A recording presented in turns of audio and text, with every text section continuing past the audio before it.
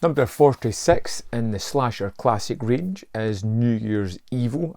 I love this series. Every now and again they just hit a home run with me, and then this was one that I was really looking forward to. The first one in a little while that perceived to be a proper slasher movie, stalk and slash, and I was looking forward to checking this out. Watched it on New Year's Eve as well, just to add to the festivities.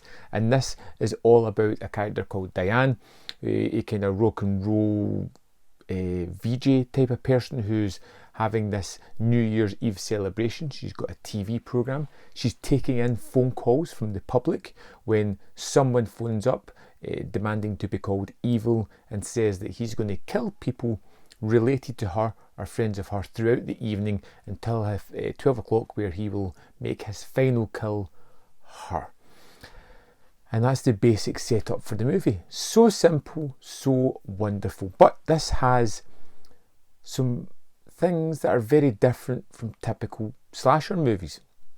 It follows some of the tropes. We get lovely setups for the kills. We get nice and different and varied kills throughout the movie.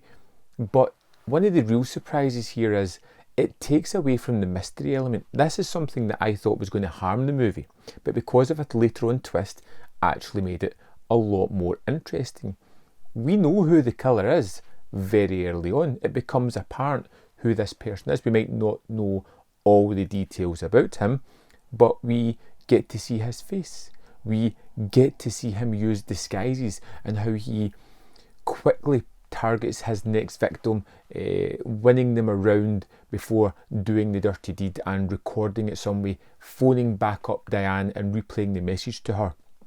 And we have this whole idea of this night, which is the biggest night in her career, all coming together. Her son's there that she loves but kind of sidelines as well, who's a little bit pushed around. Her husband, who appears in the kind of later half of the movie, who's very interesting, and we get all different kinds of facets just going on. Now the gore's not big on this one. It's not a bloodthirsty movie. What it does have is bucket loads of atmosphere. It has a great twist early on within the movie that highlights and changes a lot of the aspects, that really changes the way the movie is played out from then on. It adds a kind of tension and suspense to the film that I really wasn't expecting. Now initially I felt as if I was missing out by not having that mystery element of the big reveal of who the killer was going to be.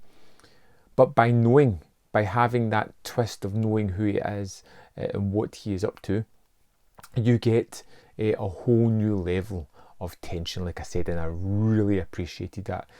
The set design and the productions where they shoot is great. It's very varied locations. They feel real and lived in, and it adds a great deal to the production value of the movie. This was one that I was really enamoured with. Started off kind of atypical of the slasher movies, but grew into something that I deeply, deeply appreciated the more it went on.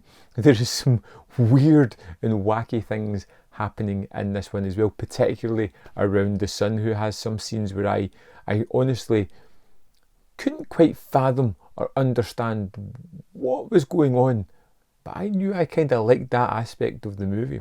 This is a brilliant transfer, a great movie that adds quite a lot to the slasher genre. Like I said, it's the first one that really feels as if it's a slasher movie, even though it circumvents a lot of the tropes by almost reinventing the subgenre, and this is one that I would definitely recommend. I really enjoyed this. I am definitely going to watch it again. It may become a yearly ritual on the 31st to check out on this movie, and I'd be completely happy with that decision. I would love to know your thoughts on New Year's Evil. Let me know in the comment box below, and I'll see you next time. Man v Film.